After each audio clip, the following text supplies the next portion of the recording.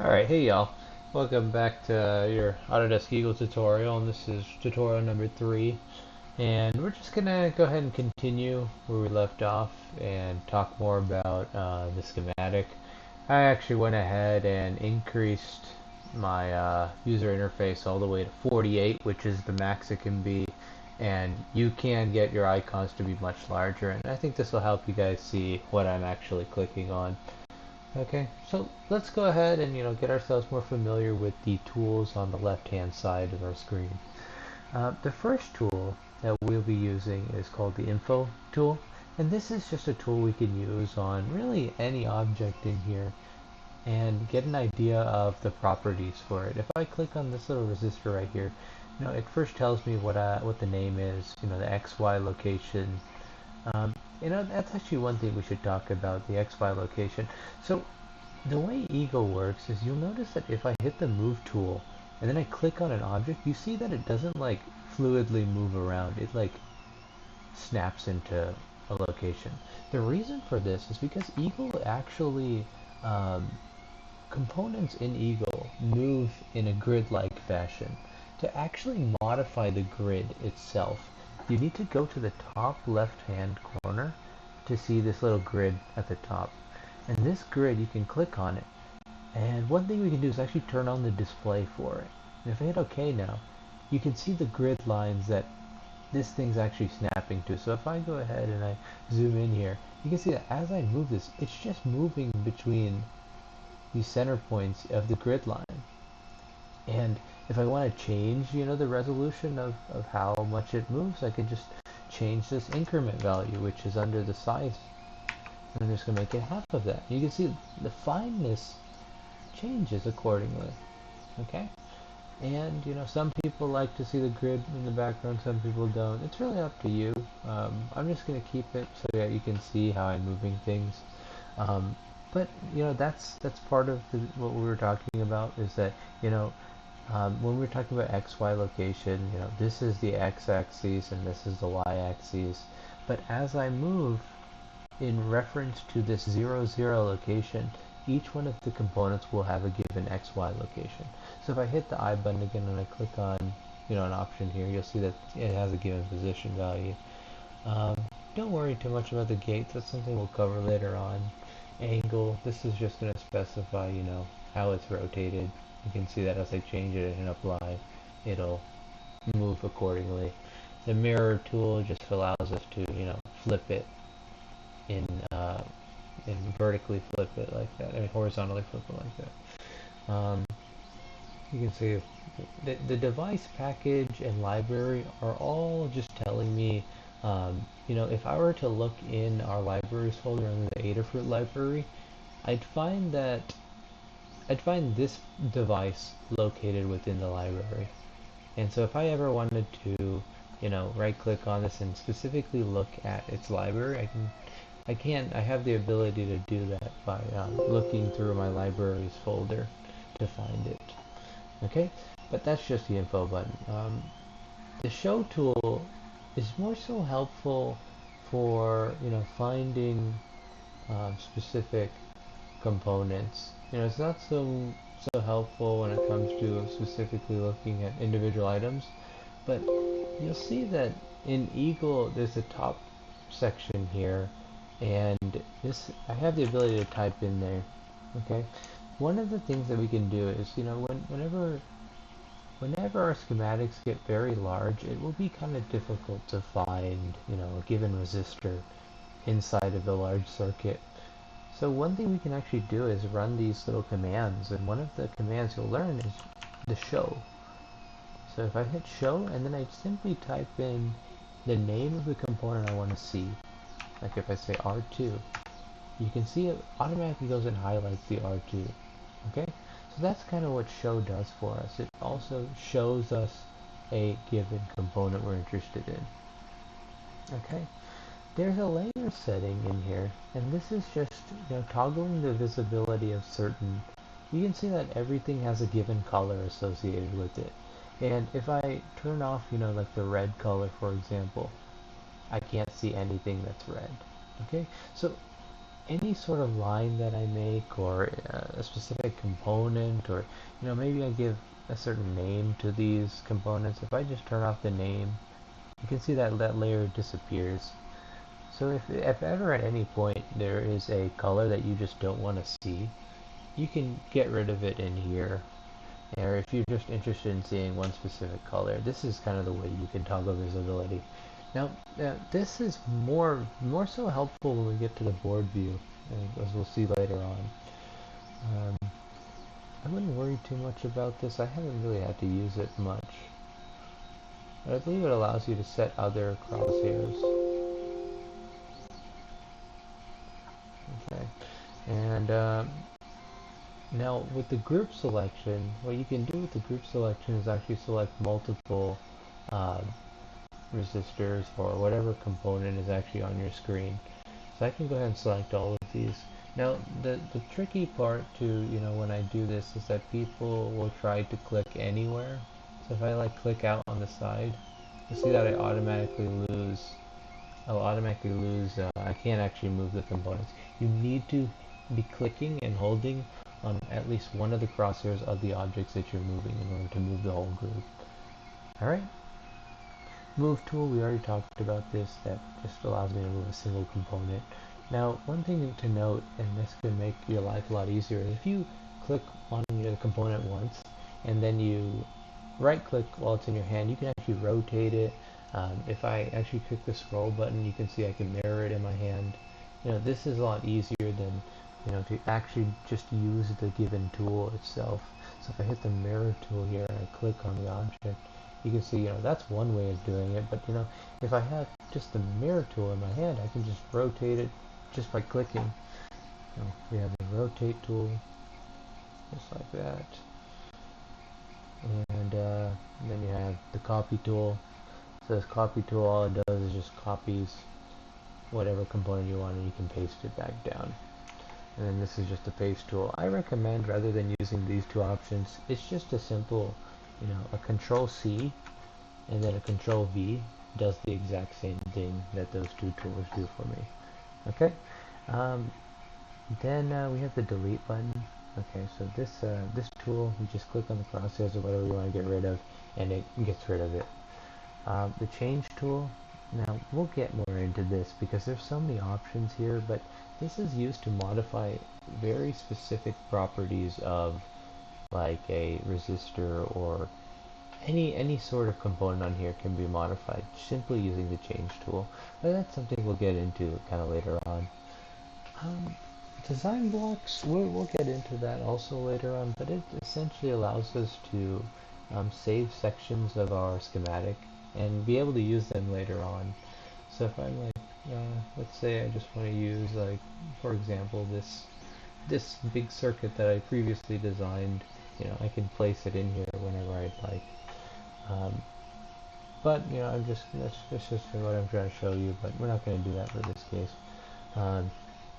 But using design blocks can really take. If you didn't have design blocks, you would have to manually create some of the circuits that you've already created before, which is kind of redundant and you're wasting time. So design blocks can save you a lot more time. You've already seen the add tool. That's how we go about adding components in. Pin swap. We won't really talk too much about these. Pin swap, gate swap. I haven't really had to use these two very much.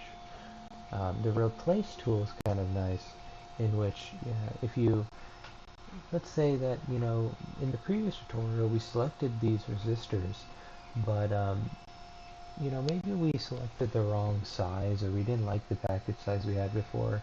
So if I type in resistor again,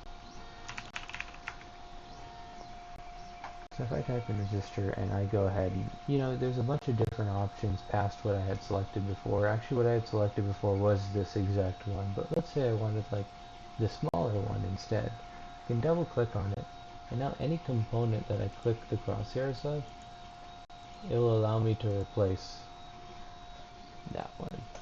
And you'll see now it's updated with the newest one, the 10, instead of, I believe it was the 12.5 before. Okay. So that's the replace tool. Don't worry too much about the miter and split. These options are more helpful for for the board layout. But the more helpful options are actually like the smash, for example, and the name and the value. In your case, if you have a newer version of Eagle, you won't have smash. You will have like, I think, reposition attributes, because apparently smash isn't the best name for it. But if you need to rename like a component, you can use this little name tool right here and click on the component you want to rename, and you can give it whatever name you'd like.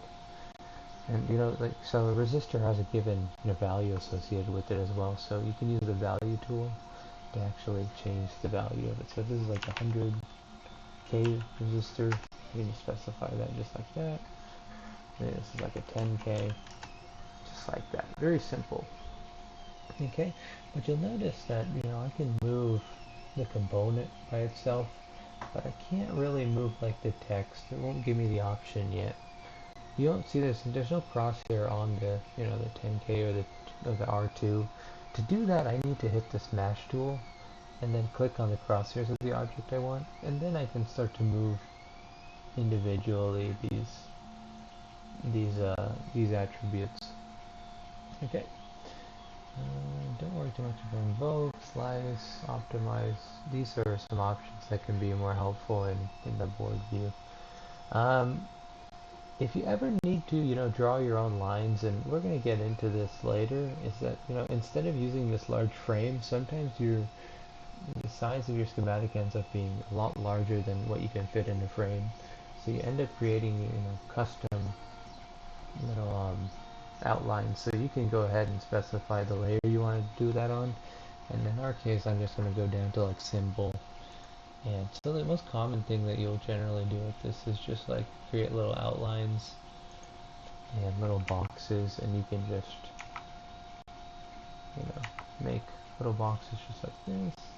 And typically what I'll do is I'll just, use the text tool down here, and I'll give this a name like resistor module. And you can change the size up here to be whatever you like. And this is an example of what I'm going to start to build out in my later schematics, but I'm going to start to, at the beginning it's totally fine to use little schematics like this, but eventually they're just not feasible whenever you get larger schematics, and you're going to have to resort to making custom frames like this. Okay, so those are pretty much all the tools I wanted to cover. The last tool that is going to really make up the bulk of what we do is the net tool. Okay, the net tool is what allows us to connect components together. Okay, so you'll see that when I click on if I hover over a lead of a component, I get this green circle around it, which indicates that I can connect using that, and then shows me another connection point. And there you go, I've connected these two components together. It doesn't really do me much good, so let's go ahead and actually like build a useful circuit. Okay, so I'm just going to go ahead and delete, or at least move these over. And let's go ahead and bring in like an Arduino, for example.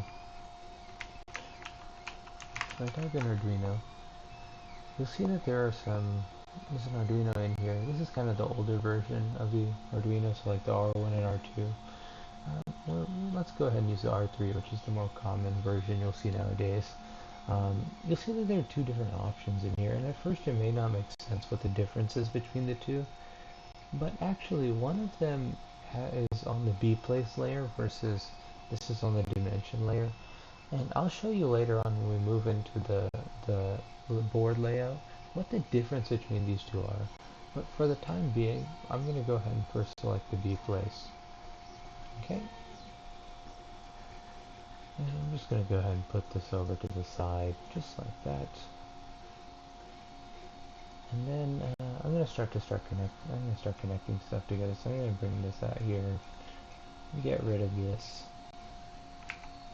and I'm going to start connecting some of these components together. Okay, and to spice things up, I'm just going to go ahead and add in an LED. Like an LED, and our good old friend Adafruit's here. And the most common type of LED you'll see on the market is going to be your 5mm LED. So I'm just going to use that. and I'm just going to put it in series with the two. And now I'm just going to start making my connections from my pins over here to here, here to here. Okay, so now one thing I really want to nail down is if I hit the info tab now. So let me deselect everything and now hit the info tab. Okay, let's do the info tab. So if I hit the info button now and I click on one of these little green segments, you'll see that they are given a name. Okay, this is known as a net name.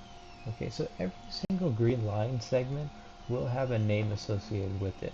So notice that if I click on this line, it says n money sign 3, and this one says n money sign 4. But watch what happens when I, connect the two together. It gives me this option that says, do you want to connect the two net segments together? And if so, which name do you want it to result in? Okay, I'm going to go ahead and say money sign 3. And now you'll see that now both of these segments have been given the same name. So that's one very important factor about this. If a net is given the same name at two different points, that means that they are connected. So if I go ahead and so one very common thing that you'll get used to doing is say I go ahead and all I did to actually create this little segment that ended out of nowhere is I just clicked here and clicked at my other location, and instead of keep clicking, I'm just going to hit escape, and that just creates a small little segment right here. The next thing I'm going to do is I'm going to use this little label button. Okay, and I like to use this little dog tag, and I usually use about a 0.05 size. I click on this, and it tells me the name of the two current green lines. And I'm going to go ahead and rename this. Let's give it a name like D7. And let's say I decide to, name this also D7. And it gives me a warning. It says, hey, are you sure you want to connect n money sign 4 to D7? And notice that this is currently called n money sign 4. But if I hit yes, now these are both called D7. And if I go ahead and I type in, the show D7 here, you notice that both of these turn green. That means that they are actually connected to each other. So it does not necessarily mean I do not have to necessarily see a green line between two things in order for them to be connected. If they simply have the same net name to them, they will be connected to each other in this schematic. Okay? So that's a big concept in Eagle, especially in the schematic side. One very common thing you'll see, and this is what you really see especially with grounds. So if I have these little ground terminals over here, and let's say, at another point here, ideally I actually want to terminate these LEDs to a ground instead of, calling that D7. So I connect both of these, and then I go ahead and connect this down. Instead of going ahead and naming this ground, these 2 points of ground, which I could totally do just using this little rename tool here, and then clicking on the actual name. I could say just GND, and then over here say GND, and it gives me the warning. And now if I say, show GND, it highlights both sides. So this is one really easy way to, without having to make a green line that stretches all the way over to this side, I can easily just connect these two together. Okay, so a really simple way of connecting things using the net option. But to simplify this even more, it's not very common that you'll see somebody go ahead and name ground GND. What's more common is to see these symbols. Okay, so if I actually go ahead and don't search anything here, and I actually scroll down until I get to, I should see what's called supply. Okay, supply 0 is actually what I'm interested in. And if I look at the ground option GND for it, you see I get this nice little symbol that we're pretty used to if you've seen electrical schematics for ground. I'm going to double click that, and I'm just going to connect it here. Alright, I'm going to get rid of this dog tag. Okay, I'm going to get rid of this dog tag here as well. And what I can do is copy this ground using the copy tool up here and just paste it down here as well. And I can also do this, let's say I just wanted to take this ground right here and connect it to ground as well. I can do the same thing. Currently, if I go ahead and hit the I button on this, it's telling me the name is n money sign 4. But if I go ahead and copy the ground and paste it right here, you'll see that it automatically renames it for me. So instead of having to actually rename these nets, I can just use these default symbols that are in Eagle, and they just rename things for me and give a nice little symbol to them. Another thing you'll see is with, like, let's say the 5-volt line. So the same thing exists for like 5 volt, 3.3, like all of your different supply voltages have little symbols associated with them. So if I go back to add again, I can look under, 5 volts. But, this is not, supply 0 doesn't have a very good plus 5 volt symbol. That's not something I would commonly see. So if I look at the other supplies, that's more normal for what I see, like this little arrow up. Now if I click on, where it's supposed to go, look at that, automatically renames it for me. And now I can go ahead and actually, connect this to another point of my circuit, and they would be connected to each other. Okay, so that's pretty much the essence of how the schematic works in Eagle, and you got a good idea as to, how net works and how to rename all of these devices and how to connect them together. So we're going to go ahead and end this tutorial right here. And in the next part, we're going to go ahead and jump over to the actual board layout and get a good idea as to how that works. Okay, so thanks for watching, and I'll see you in the next tutorial.